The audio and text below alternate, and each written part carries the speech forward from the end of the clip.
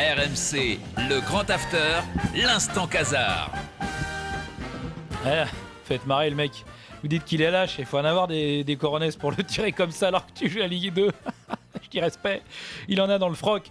Et vous avez parlé des supporters déviants, mais les vrais supporters déviants, ils sont en Italie. Hein. Je les ai vus, ils sont déviants, mais complètement. Hein. C'est-à-dire qu'à mon avis, c'est terminé pour eux.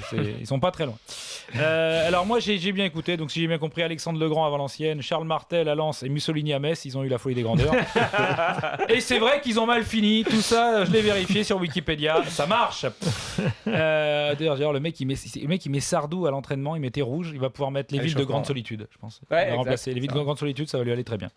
Ce week-end était 100% Braise, 100% Braise et non pas 100% Brésil. Ça se joue à rien, mais je peux te dire que ça fait la diff. Hein. Le petit truc, il y a une petite différence, ça se joue à rien. Alors on va parler donc évidemment du Stade Rennais. Hein, alors là on change de registre. Hein. Le Stade Rennais à Rennes, il n'y a pas le loco. Hein, non, on peut pas dire que là-bas il y a le loco. Là-bas, le seul truc qui est loco, c'est les impôts à Rennes.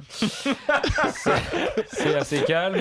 Rennes, c'est 3 finales perdues en 5 ans, dont 2 contre Guingamp. Alors, les mecs, ils étaient confiants. Pourquoi ils étaient confiants ? Parce que leur a dit, comme dit le dicton, à la 3e, c'est la bonne. Bon, ce que leur a pas dit, c'est qu'il y a aussi un dicton qui dit jamais 203. Ce qui est complètement con d'ailleurs, parce qu'à un moment donné, les mecs qui ont inventé les dictons ne devaient pas se connaître ou pas habiter dans la même ville, ou alors, ils étaient complètement débiles tous les deux. Mais bon, bref. Mais il y a plusieurs hypothèses. Soit Salma Hayek est le chat noir, je ne pense pas.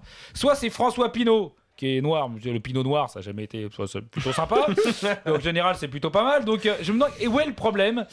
Puis, c'est pas qu'il porte, il peut pas porter pas chance. C'est pas François Pignon, le mec, c'est François Pinault. Donc, tu vois, alors après, j'ai regardé l'effectif.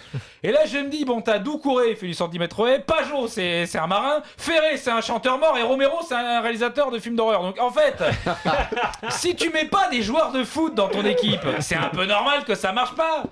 Hein, je rappelle qu'on parle d'un club dont le nom du stade est, encore une fois, une étape pour aller dans une ville d'à côté qui fait 4 fois moins d'habitants, la route de l'Orient. Déjà au niveau psychologique, comment veux-tu te dire qu'il y a des mecs qui ont 20 000 pélos dans une ville et toi ton stade c'est juste la route pour aller chez eux. À un moment donné, psychologiquement t'es faible, t'es en dessous. Et puis Rennes qui se fait chauffer par ses supporters. Alors ça par contre on nage en plein délire. Cannabéic, alors on veut plus te voir. Comme si, moi je le voyais pas Cannabéic sur le terrain, donc je sais pas pourquoi ils disent qu'ils vont plus le voir sur le terrain. Cannabéic il se fait insulter. Alors le mec il se fait insulter et il répond au lieu de baisser les yeux et de dire merci, comme on le ferait tous, bien évidemment, hein, on serait tous dans ce cas-là. D'ailleurs, moi c'est pour ça que t'as raison, Gilbert, c'est des lâches. Moi la semaine dernière, je me suis chauffé avec un mec qui m'avait coupé la route là. Il est sorti de sa bagnole. Il me traite de tarlouse et de pélé. Bon. Il avait beau faire 2m10 et 100 kg, je l'ai laissé dire. J'ai repris mon chemin et je suis reparti avec pudeur et courage. Ça, c'est pas de la lâcheté. Et prenez-en de la graine, messieurs les joueurs de foot. Voilà, à tout à l'heure.